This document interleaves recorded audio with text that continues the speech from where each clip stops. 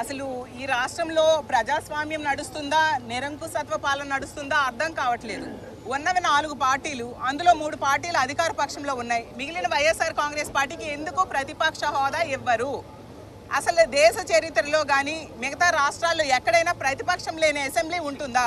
అది ఆంధ్రప్రదేశ్లో మాత్రమే కనిపిస్తూ ఉంది. అసలు ఢిల్లీలో ఒకసారి 3 బీజేపీ ఎమ్మెల్యేలు ఉంటే వాళ్ళకి ప్రతిపక్షం హోదా ఇచ్చారా లేదా? మరి ఆంధ్రప్రదేశ్లో ఎందుకు ఇవ్వట్లేదు? వీళ్ళకి భయం. 9 నెలల్లోనే ఈ ఆంధ్రప్రదేశ్ రాష్ట్ర ప్రజల జీవితాలు తలక్రిందులు అయిపోయాయి. ఎంతో నమ్మి ఓట్లేశారు. ఆ ప్రజలే చెప్తూ ఉన్నారు, ఈరోజు నిరుద్యోగులైతే వాళ్ళ చెప్పులతో వాళ్ళు కొట్టుకొని ఇలాంటి ప్రభుత్వానికి ఎందుకు ఓటేసాంరా దేవుడా అని బాధపడే పరిస్థితులు తీసుకొచ్చారు. మహిళలు మోసం చేశారు, రైతులను మోసం చేశారు, నిరుద్యోగులు మోసం చేశారు, ఉద్యోగస్తులు మోసం చేశారు, చిన్నపిల్లల్ని మోసం చేయడం జరిగింది. అలాగే అన్ని రకాలుగా ప్రజల్ని మోసం చేశారు. ఇంకోవైపు ధరలు పెంచేశారు. సూపర్ 6 హామీలు అని చెప్పి ఏ ఒక్కటి కూడా నెరవేర్చలేదు. ఈరోజు తీసుకుంటే 15,000 కోట్ల రూపాయలు విద్యుత్ భారం ప్రజల మీద వేయడం జరిగింది. రిజిస్ట్రేషన్ ఛార్జెస్ భారం పెంచేయడం జరిగింది. నిత్యావసర సరుకుల ధరలు అయితే 60% పెంచడం ఈ కూటమి ప్రభుత్వం అధికారంలోకి వచ్చాక జరిగింది. ఇన్ని రకాలుగా ప్రజల మీద భారం మోపారు. ఇన్ని సమస్యలు ఉన్నాయి ఈ రాష్ట్రంలో. వీటన్నిటి మీద కూడా ప్రతిపక్షంగా మా పార్టీ ప్రశ్నిస్తాదని భయపడి వీళ్ళు ప్రతిపక్ష హోదా వైఎస్ఆర్ కాంగ్రెస్ పార్టీకి అసెంబ్లీలో ఇవ్వట్లేదు. అలాగే మేము కోర్టులో వేసాం, పిటిషన్ వేయడం జరిగింది. న్యాయంగా 40% ఓట్ షేర్ ఉన్న మా పార్టీకి ప్రతిపక్ష హోదా ఇవ్వాలి అని చెప్పి.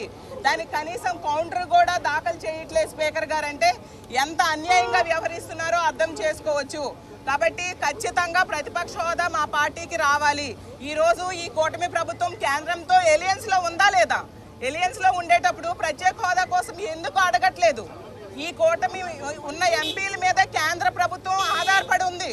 కేంద్ర ప్రభుత్వం వీళ్ళు సపోర్ట్ తీసేస్తే పడిపోతుంది. అలాంటప్పుడు ప్రత్యేక హోదా కోసం డిమాండ్ చేయాలా లేదా? అలాగే పోలవరం ఎత్తును ఎందుకు తగ్గించారు వీళ్ళు? ఎందుకు వీళ్ళు కాంప్రమైజ్ అయిపోతూ ఉన్నారు? అలాగే రాష్ట్రానికి కావాల్సిన హక్కులు ఏమైనా వీళ్ళు అడుగుతున్నారా? వీటన్నిటి మీద కూడా ప్రతిపక్ష పార్టీగా వైఎస్ఆర్ కాంగ్రెస్ పార్టీ అసెంబ్లీలో అడుగుతుందని భయపడి ఈరోజు మీరు ప్రతిపక్ష హోదా మా పార్టీకి ఇవ్వట్లేదు. కానీ మీరు చూస్తూ ఉన్నారు, అప్పులు ఎంతగా మీరు పెంచేశారు. ఈరోజు 9 నెలల్లో 1,00,000 కోట్ల పైగా అప్పులు చేశారు. గతంలో పవన్ కళ్యాణ్ గారు అన్నారు, అతను ప్రతిపక్షంలో ఉండేప్పుడు కేవలం 50,000 కోట్ల అప్పులకే అప్పురత్న అవార్డు ఇస్తారట. మరి ఇప్పుడు అధికారంలో ఉండి వాళ్ళు 9 నెలల్లో 1,00,000 కోట్ల పైగా అప్పులు చేశారు. మరి చంద్రబాబు నాయుడు గారికి కూడా అప్పురత్న అవార్డు ఇవ్వాలి కదా. అలాగే అన్ని రకాలుగా ప్రజల్ని నిట్టనిలువుగా మోసం చేశారు. మహిళలకి రక్షణ లేదు, చిన్నారులకి రక్షణ లేదు. డిఎస్సి అని చెప్పారు, ఒక్క ఉద్యోగం కూడా తీయని పరిస్థితి. గతంలో జగన్మోహన్ రెడ్డి గారు అన్ని పథకాలు ప్రవేశపెడితే అవి ఏవి కూడా అమలు చేయకుండా ఈరోజు కొత్త పథకాలు చేస్తామని చెప్పి అవి కూడా ఇవ్వకుండా నిట్టనిలువుగా మోసం చేశారు. కాబట్టి వీటన్నిటి మీద ప్రశ్నిస్తామని భయపడి ఈ విధంగా చేస్తూ ఉన్నారు.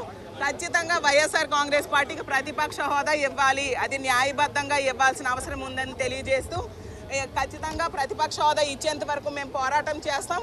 అలాగే కౌన్సిల్లో కూడా ఈ సమస్యలన్నిటి మీద కూడా ప్రజల తరపున మేము పోరాటం చేస్తాం. మా ప్రతిపక్ష పార్టీ గొంతు నొక్కి ప్రజల గొంతు నొక్కాలని చూస్తూ ఉన్నారు. కానీ ప్రజల తరపున మా పార్టీ ఎప్పుడు పోరాటం చేస్తుందని తెలియజేస్తూ సెలవు తీసుకుంటున్నాను. ఒక్క నిమిషం